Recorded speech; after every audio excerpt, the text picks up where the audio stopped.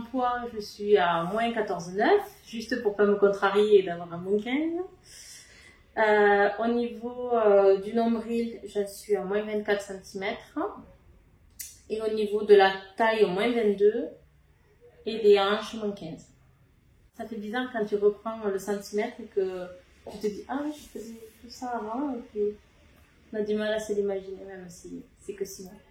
Et puis ça fait plaisir quand on rentre au bout de 3 semaines de congé, de voir tous les collègues qui disent « Oh là là, mais qu'est-ce qui t'est passé t'as vachement changé » parce que quand ils te voient tous les jours, ils s'en rendent pas compte. Et puis quand ils te voient au bout de 3 semaines de congé, ils se disent « Oh là là, mais c'est pas la même ». J'étais épuisée dans ma vie quotidienne, mes week-ends, ma semaine.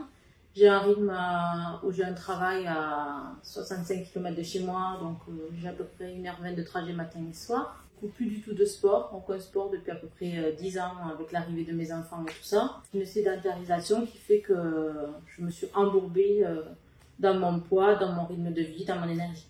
Le poids, c'est plein de raisons et de conséquences aussi de choses. C'est un cercle vicieux. J'avais pas forcément une alimentation très saine, très équilibrée. Un manque de sport. C'est un engrenage, donc les choses sont causes et conséquences à la fois. Toutes les fois où j'ai essayé de reprendre du sport, soit par moi-même, d'aller courir ou d'aller dans des salles, des grandes salles ou des salles plus familiales mais plus impersonnelles, je sortais de là désespérée. Je suis pas capable de progresser de moi-même. J'ai besoin de quelqu'un qui me tire vers le haut. Le déclencheur, ça a été une alerte au niveau de mes migraines par le centre des migraines d'un spécialiste qui m'a donné les causes de mes migraines. Et entre autres, il y avait mon surpoids et mon manque d'activité physique. J'ai mûri un certain temps et un jour, je me suis dit, bon, il faut que je tente, mais sur une petite salle. Du coup, je suis venue te voir et j'ai vu que j'ai eu la chance de voir que ça me correspondait.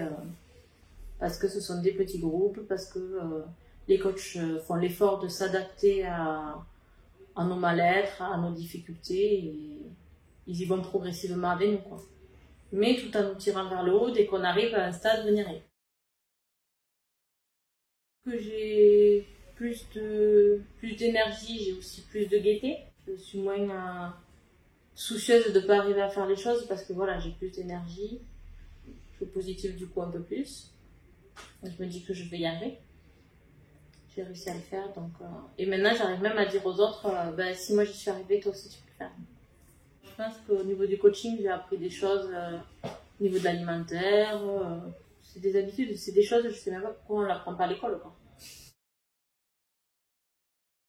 C'est une salle qui est petite, mais qui dégage plein d'énergie. C'est des petits groupes où le coach est capable de prendre soin de toi individuellement et de tes problèmes. Mais tu as quand même l'avantage d'être dans un groupe où du coup il y a une solidarité entre les différents membres qui vont te tirer vers le haut aussi. Donc en fait c'est toute une émulation avec un coaching qui fait que tu vas pas faire n'importe quoi avec ton corps non plus.